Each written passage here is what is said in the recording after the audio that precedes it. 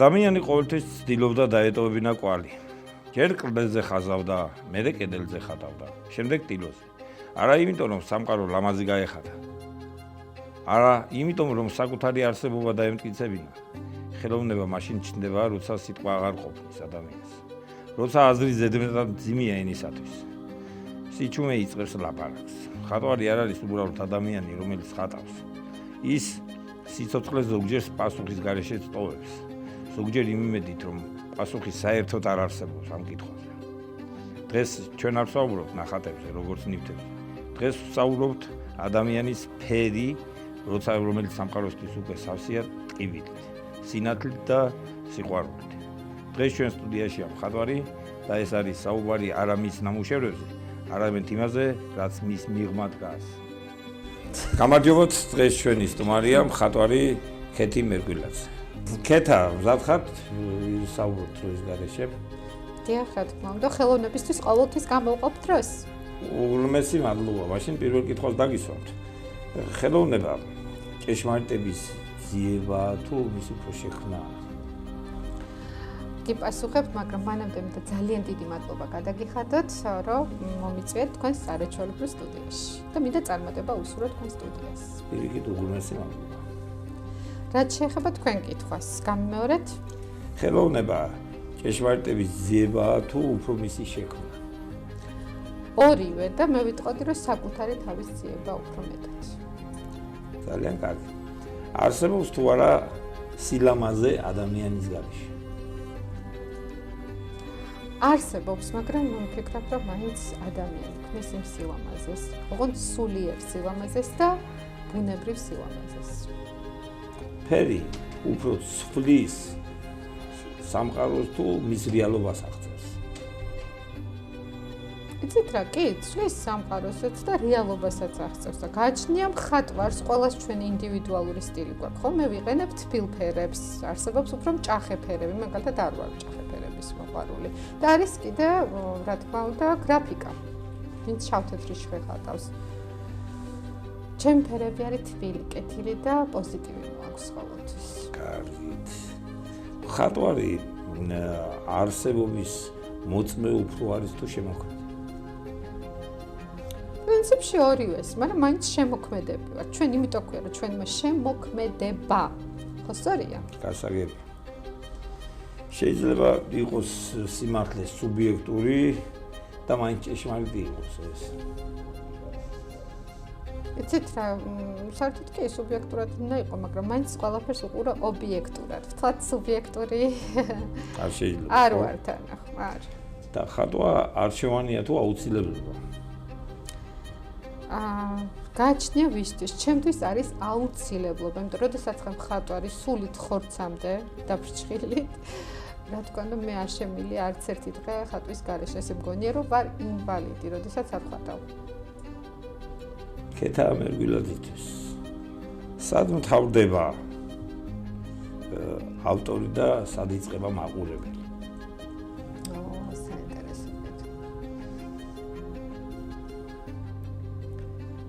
სავარაუდოდ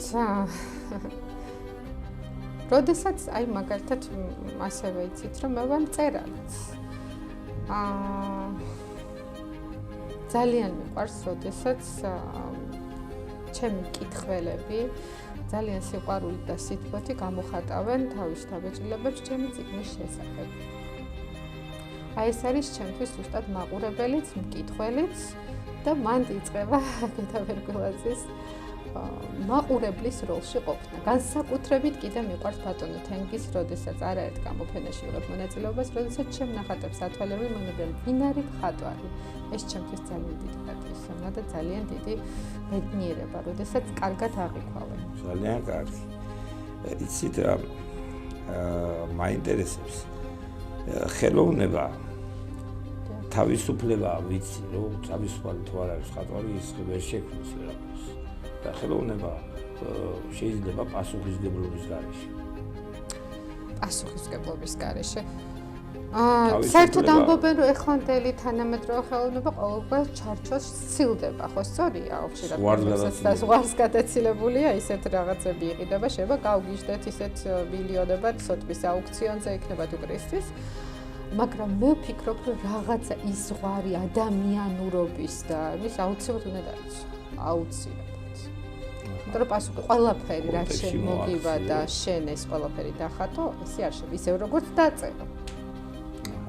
გასაგებია და იცით რა შეიძლება იყოს ტკივილი წყარო სოდნის რა თქმა უნდა თუ არ გეტკინება თხანდახანს როდესაც ძალიან ტკივა ძალიან განვიცდა რაღაც ამ დროს ხატო ან ამ დროს ქნის ჩემი მეუღლე მაგალითად პოეზიას გასაგებია რატომ ჭირდება ადამიანს გამოსახვა გამოსახვა, ანუ თავის ის რომ კი ბატონო, იმიტომ რომ ამით ჩვენ გრძნობებს, ჩვენს განცდებს ტილოს უზიარეთ. თქვენ იცით რომ ესეთი რიტუალი მაქვს, რომ როდესაც სანამ რამეს დავხატავ, არ ვიცი ზუსტად რა დაიხატება, ხო? თუ კონკრეტულად ვიცი ვისთვის ხატავ, რას ხატავ, კი. ყოველთვის ასე რა თქვა, ვეთქვი ხოლმე არჩევ. მადლობას უხდი ხოლმე ტილოს და ვეუბნები რომ აბა შედიცი ძალიან ხო დამეხმარე რომ რაღაცა კარგი და ლამაზი შევქმნათ თქვა. და შველი. გასაგებია. ერთგვარი რიტუალია. იცით რა ამბობენ დრო არის ყველაფერი ამ პროგრამაშიო. დრო და ყველაფრის კურნალი. კურნალიო დრო არის, მაგრამ მე იცით რა მაინტერესებს. არის თუ არა დრო ხელოვნების მტერი? დრო? კი, რაღაცა მომენტში კი. რა თქმა უნდა არის. მაგრამ თავარია დროს არ გაუსწროთ. ხო? დრო ყოველთვის ხო გაგიგიათ დრონი მეფობენ და არა მეფენია. კი. ხო სწორია. ასევე ის მხატვრები მეფობენ, რომლებიც მართლა ჭეშმარიტი მხატვრები არიან და დრო ყველაფერს გვიჩვენებს. მე ამას ვიტყვი. დროს არ უნდა ასულის მხატვრები რომ მეფობენ ჯერჯერობით. რა თქმა უნდა, როგორ შეიძლება რომ ჩვენი კორიფეები როგორც არის სანიკალა აი ზუსტად ერთი კითხვა თქვენ თვითონ მიმოწოდეთ ახლა. დაგიხატავ თუ არა როდესმე შავდილოს? კი, ძალიან ხშირად ხატავ. ეს იცით რამ ხელად დროის მოგება არის? აი ზუსტად დროის გამახსენდა, იმიტომ რომ აღარ მოგიწევს გამუქება და გაფერადება და ძალიან საინტერესო ის გამოდის სხვათა შორის კომპოზიციები, შეგვიძლია ამოკაწრო კიდეც, თქვათ ეს იქნება მასტერხინით თუ რაღაც და საინტერესო კომპოზიციები იქნება საკმაოდ და დროის ფაქტორიც საკმაოდ დაზოგილია, როდესაც შავდილოზე ხატავ. და უნდა იცოდეთ, ვინ იყო გენია შავდილოს. ნუ რა თქმა უნდა. ძალიან კარგი. ქმნის თუ არა ადამიანი ხელოვნებას იმისთვის, რომ სიკვდილი გადალახოს? შეიძლება ითქვას, რომ კი. იმიტომ რომ ამით შენ სიცოცხლეს იხანგრძლივ. მე გამიგია არაერთი მხატვრისგან ვიც ბრძოდა კიბოს. რომ ზუსტად მხატვრობამ გადაგვარჩინა. მე უფრო როგორ ვიტყოდი, იცი? ხელოვნება უფრო მზადება ლამაზი. ჩემი სასწაულს. და შეიძლება ითქვას, რომ აი მე ზუსტად იმ ადამიანის სახელს დაგვარს არ გავასახელებ, მაგრამ მე მხატვრობამ გადამარჩინაო, როდესაც აიღო ფუნჩი ხელში, ზუსტად მესამე სტადიის რაღაცის კი მქონდა. რა არის უფრო მნიშვნელოვანი შენთვის? აზრი თუ ფორმა? რა თქმა უნდა აზრი. რა აზრდებ, თორე კი, გასაგებია ფორმაც უნდა დაიცვა, პროპორციებიც უნდა დაიცვა. მე თვითონ არ ვარ პროფესიონალი მხატვარი, ვარ თვითნასწავლი, მაგრამ რა თქმა უნდა სულ ხვეწ ხოლმე ყოველთვის ტექნიკას, მაგრამ ჩემთვის თავია რა აზრია, რა შინაარსია, რა დედაარსია შიგნით ჩადებული. აუცილებლად. მაგან უნდა მიგიზიდოს, თორე ახლა ფორმა საინტერესოა. ფორმა არაფერი არა. ცით რა არსებობს იდეალური ნახატი. ნუ ახლა ჩემთვის აღორძინების ეპოქის ყველა ხატრის მომწონს განსაკუთრებით სალვადორ დალის, რა ვიცი, რაფაელის, ყველა ძველი მხატვრების ძალიან მიყვარს. შედევრებია ეს ჩემთვის. განსაკუთრებით სიკვდის კაპელი. გასაგებია რომ ეხლა ამ პერიოდში ამბობენ უფრო უკვე ყველაფერი ნანახია. თუ ყველაფერი ნანახია, რას ნიშნავს შექმნა? ასე მგონია რომ ახალს ქმნიან, როგორ არა ძალიან კარგი მხატვრები გვყავს არანაირი ძველი შტრიქი. მაგრამ იცით რა, მაინც ძველ სკოლას მისდევენ, როგორ არის? ითვალისწინებენ ძველი სკოლის, რა თქმა უნდა. გასაგები. იმიტომ ახალს ისეთი რა უნდა შექმნა, რაც შექმნა ვან გოგმა უკვე, ხო? რაც შექმნა ნიკალამ, რაც შექმნა ელენე ახვლედიანმა, გიგო გაბაშვილი, რომელი ერთი ჩამოთვალე. ჩემი საყვარელი მხატვრები საერთოდ იმპრესიონისტები. ცოტა ფილოსოფიური და ცოტა დასაფიქრებელი კითხვები და გითხრა. დიახ. არის თუ არა ხელოვნება ღმერთთან დიალოგი? თუ ადამიანის მონოლოგი უფრო?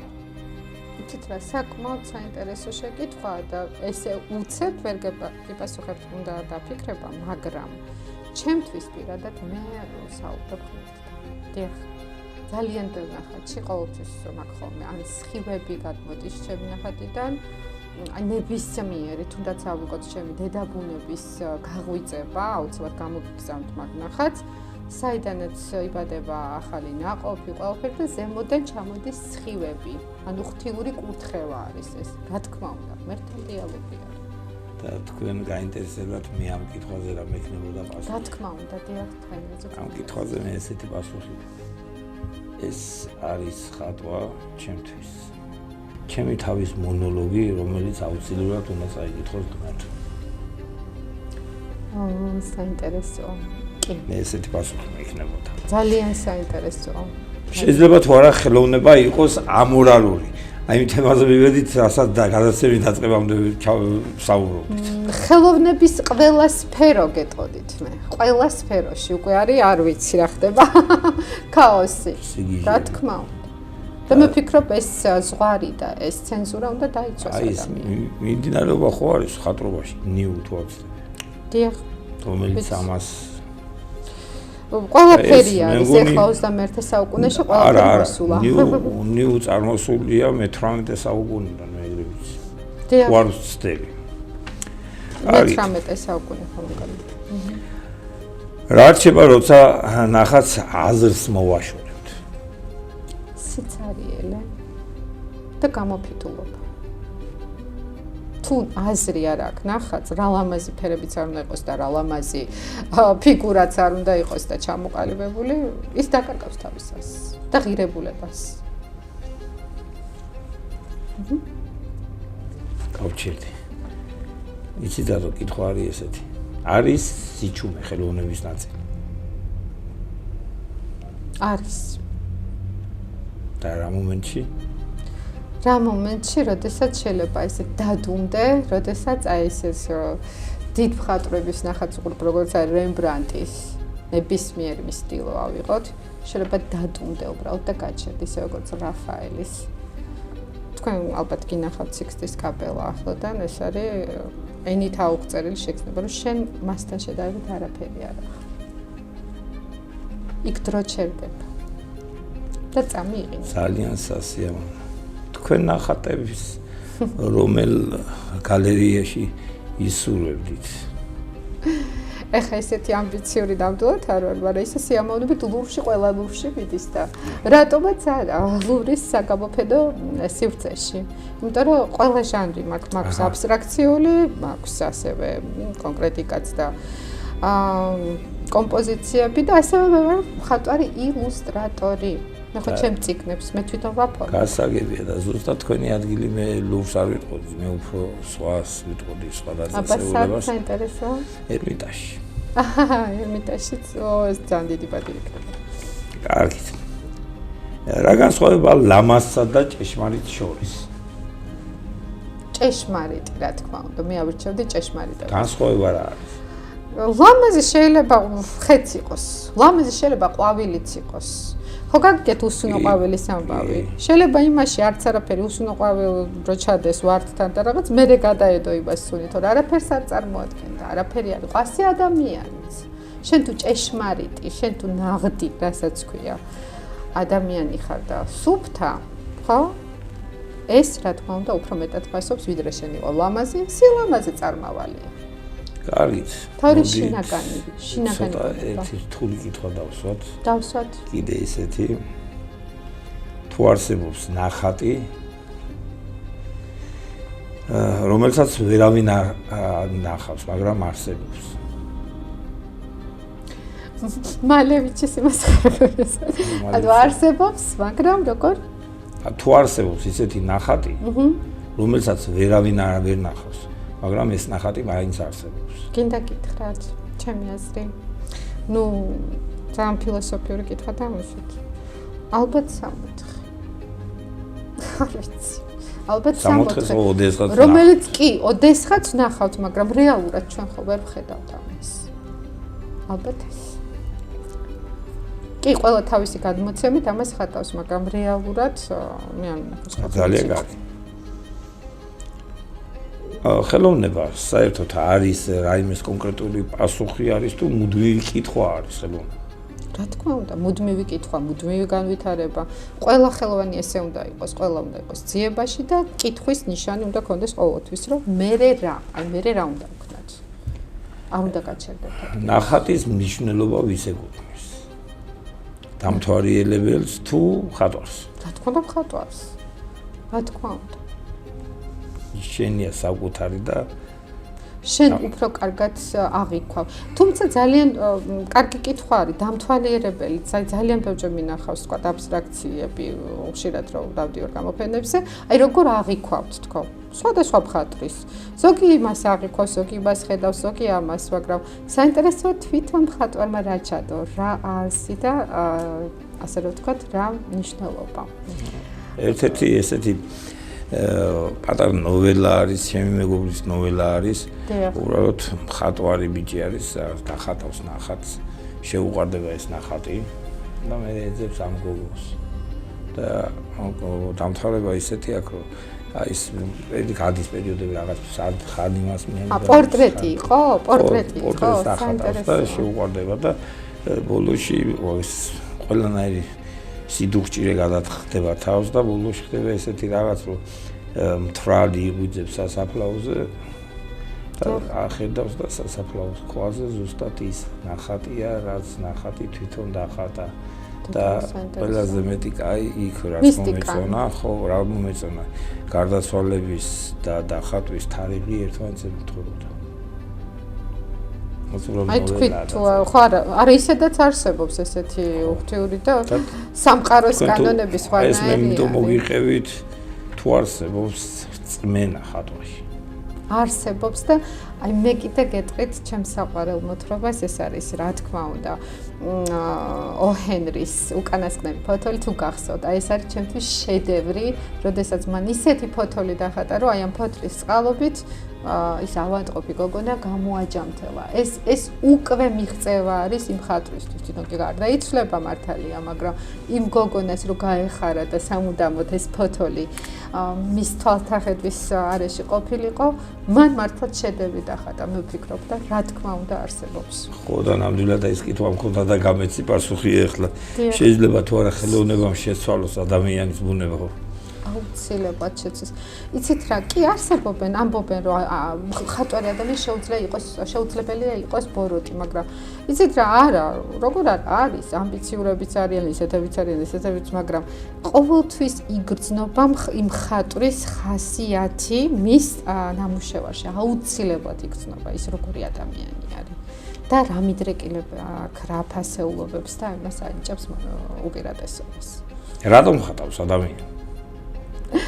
გაიცნია ხო ვინდრერისტის ხატავს მე იმისთვის რომ სულიერი სიამოვნება მივიღო და ეს მე ძალიან მამშვიდ არ თერაპია ხო გაგიგიათ ბევრი მაგიტო ხატავს ბევრი გაუაზრებლად ხატავს არავის არ ვაყენებ შეურაცხყოფას მაგრამ მე ვხატავ იმიტომ რომ ხატვის გარეშე არ შემიძლია ხატვარი ჩემი ცხოვრების განუყოფელი ნაწილი ხო ზოგიერთ ნაწილში გამოდის რომ ხატვა ყოფილა სამეცნიერო სფეროს ერთ-ერთი მხარე დიახ ართ თერაპია ძალიან ბევრჯერ ფსიქოლოგები უნიშნავენ და ბოლოს შეკითხვა. დიახ. ბოლოს შეკითხვა. არაფერს კითხავ. ბატონო, არაფერს კითხავთ? თქვენ რატომ მკითხეთ ჩემი ციგნის შესახებ? ჩვენ დღეს ხატვაზე ვარ ჩიგდებილები და არა კი ბატონო, თქვენი საყვარელი მხატვარი მაინტერესებს, როგორც უცხოელი, ისე ქართველი. გულწრფელად. გულწრფელად, ნუ ჩემთვის მხატვრობა რა არის იცით? მხატვრობა იმდენად ვერ აღვიქვამ მე, იმიტომ ვერ აღვიქვამ, რომ თქვენ არ ხატავთ? არ ხატავ, საერთოდ არ ხატავ მე, უბრალოდ რომ მითხრათ, აი, თოვლით აბადა მეხატებ, მას ვერ დავხატავ. მაგრამ უბრალოდ რა ის ნახატებს რომ უყურებ, ხო? რაღაც ფიგურებს ვცნობ, როგორ აღარ იცი, აი მარშელი რო არის და დახედავს და ყავაში რო უყურებს ფიგურებს, აი ისე ვარ და ისე ამოცნობით ვამოვისწრებ. მაგრამ როგორც შემოქმედებით დონეზე მე სხვა მხრიდან გეუბნებით ხატვრები, ჩემთვის ძალიან საყვარელი იყო რა თქმა უნდა ლადო გუდიაშვილი როგორც პიროვნება ხატვარიც რა თქმა უნდა, იმიტომ რომ კარგი თქვენ თვითონ თქვით, კარგ სხეულში კარგი სულია, ხო? ნამდვილად. კარგ ხატვაში და ლამაზ სხეულში ლამაზი სული. ხატვაში და კარგი ადამიანი დევს, რასაც ასე იყო ნიკალაც. ბევრზე ვერ ვიტყვი ესეთ რაღაც. ნიკალაც ესეთი იყო კი.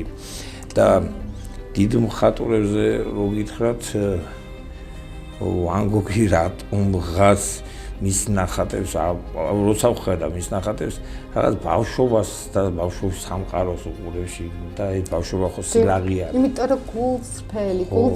ბავშვობას უყურებს. ამას ძალიან დიდი მნიშვნელობა ხატვის ნახატი გულწრფელი. ამ კითხვაზე შეიძლება დამაკმაყოფილებელი პასუხი ვერ გაგეცი, მაგრამ იმედია რომ ჩვენი გადაცემა შედგა.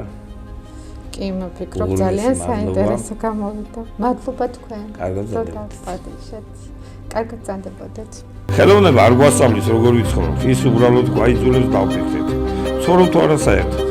დღევანდელი საუბარი არ გვაძლევს პასუხებს, ეს არის მისი ძალა, რადგან პასუხები დროებითია, ხოლო კითხვები მარადიული. ხატვარი გვახსენებს, რომ ადამიანი მხოლოდ მაშინ არის ცოცხალი, როცა კითხვებს სვამს საკუთარ არსებობას. როგორ ბედავს ეჭვს, როცა არ კმაყოფილდება მარტივი სიმართლე, დათვალსვავრის შემდეგ ერთმა ადამიანმა მაინც იგრძნო, რომ სიჩუმეში რაღაც აქვს მოსასმენი, ეს უკვე ხელოვნება. ვინ იქნება შემდეგ?